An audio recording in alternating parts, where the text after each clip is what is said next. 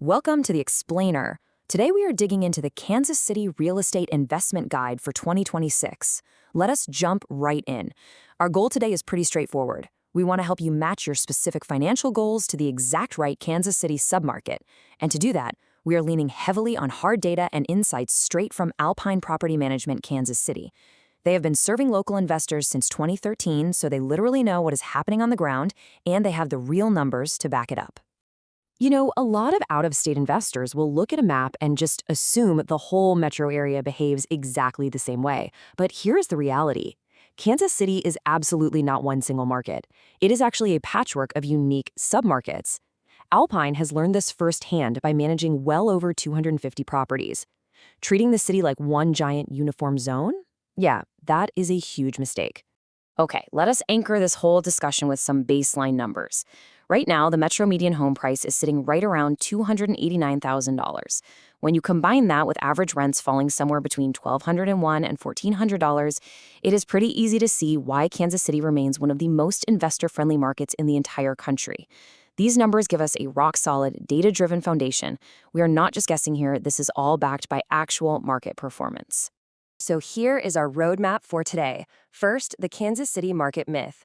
Then we will look at cash flow neighborhoods, followed by hybrid growth neighborhoods and appreciation target neighborhoods. After that, we will cover the state line factor, and finally wrap up with choosing your investment strategy.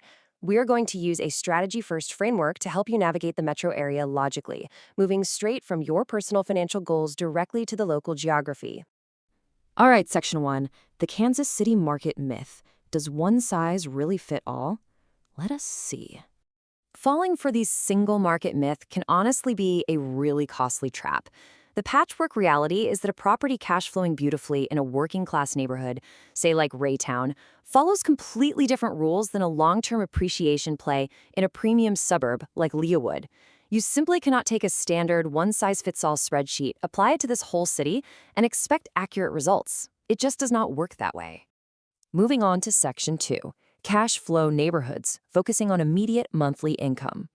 So what exactly do we mean when we talk about a cash flow strategy? Basically, we're targeting lower purchase prices relative to the rent you can charge.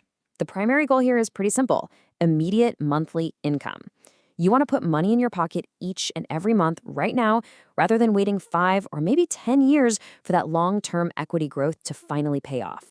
If we are talking pure cash flow, your headline neighborhoods are going to be Independence, Raytown, Grandview, and North Kansas City.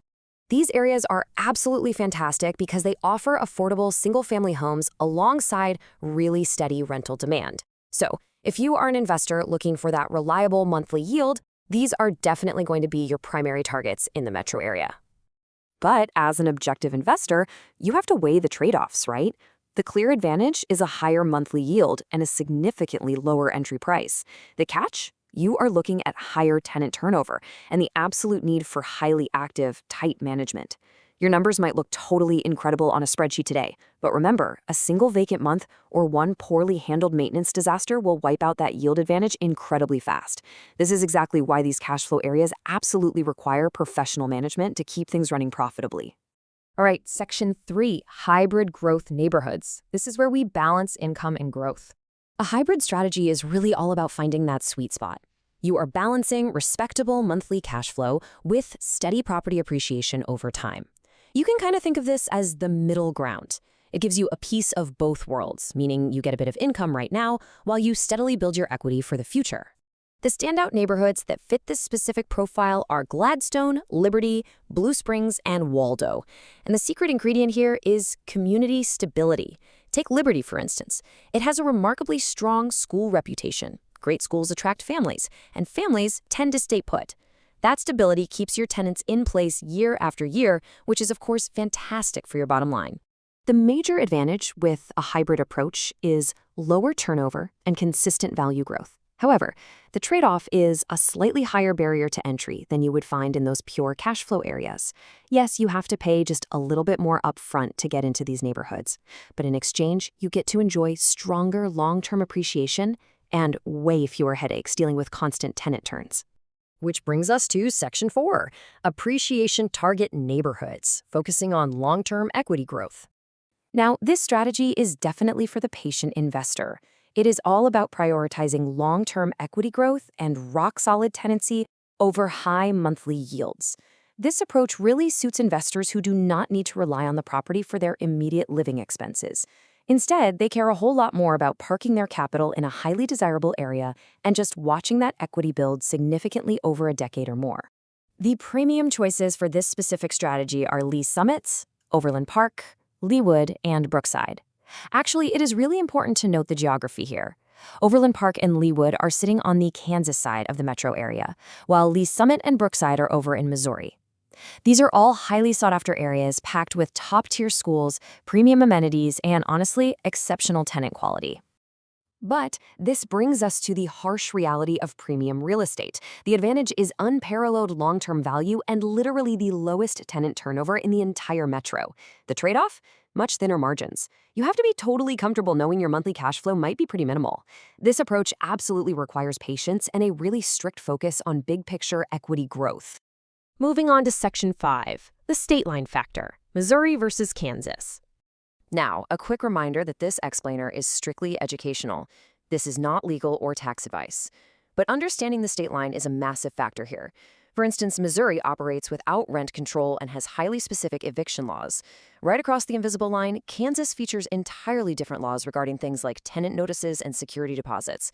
Because Kansas City literally straddles both states, you absolutely have to factor in which side's landlord rules you are more comfortable operating under before you make a purchase. All right, our final section, Section 6, choosing your investment strategy. Let us tie it all together. So here is your actionable sequence. First things first, start with your financial goal, not the map. You need to firmly decide if you need cash flow, appreciation, or a hybrid of the two.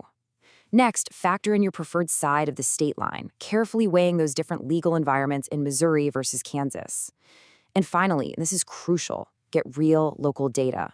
Do not just rely on automated listing estimates from big national websites.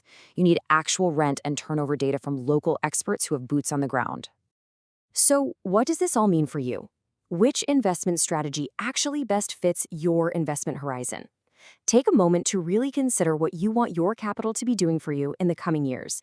Because whether you're after immediate cash flow or long-term wealth, Kansas City has a submarket built specifically for your goals.